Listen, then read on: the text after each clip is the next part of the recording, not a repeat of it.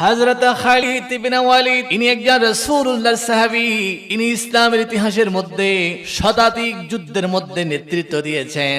একটা যুদ্ধ হলে খালিদ ইবনে ওয়ালিদ নেতৃত্ব দিত।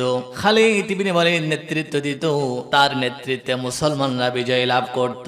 এইভাবে যুদ্ধের মধ্যে নেতৃত্ব দিতে দিতে একদিন যুদ্ধ করা অবস্থায় হযরতে খালিদ ইবনে ওয়ালিদ রাদিয়াল্লাহু তাআলা আনহু উনি টুপি মোবারক তালাশ করছিলেন, যুদ্ধ বন্ধ করে দিলেন। ওনাকে আরেকজন এসে আঘাত করছে, মারছে। যুদ্ধ যখন শেষ হলো, সাহাবীরা জিজ্ঞাসা করলেন, হে খালিদ ইবনে ওয়ালিদ, আপনি যুদ্ধের ময়দানে কোনোদিন মার খান নাই, কিন্তু আজকে দেখলাম যুদ্ধের মাঝখানে হঠাৎ করে আপনি যুদ্ধ বন্ধ করে দিলেন।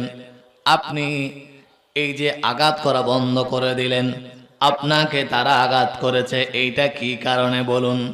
খালিদ ইবনে ওয়ালিদ দুই চোখের পানি ছেড়ে দিয়ে বলে, ও আমার সঙ্গীরা, আমার বন্ধুরা, শোনো, আমি এতদিন যুদ্ধের মধ্যে নেতৃত্ব দিতাম। আমি যে যুদ্ধের মধ্যে নেতৃত্ব দিতাম, ওই যুদ্ধের মধ্যে মুসলমানরা বিজয় লাভ করত। আমার কোনো বীরত্বের কারণে নয়, আমার কোনো সাহসিকতার কারণে নয়, আমার কোনো মনোবলের কারণে নয়।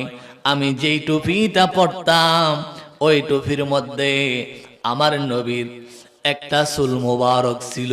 ওই চুল মোবারক লইয়া যতদিন আমি যুদ্ধের মধ্যে নেতৃত্ব দিলাম, ওই চুল মোবারকের উসিলায় আমার আল্লাহ আমাকে বিজয় দান করত। আমার বাবারা, ভাইয়েরা, আজকে আমরা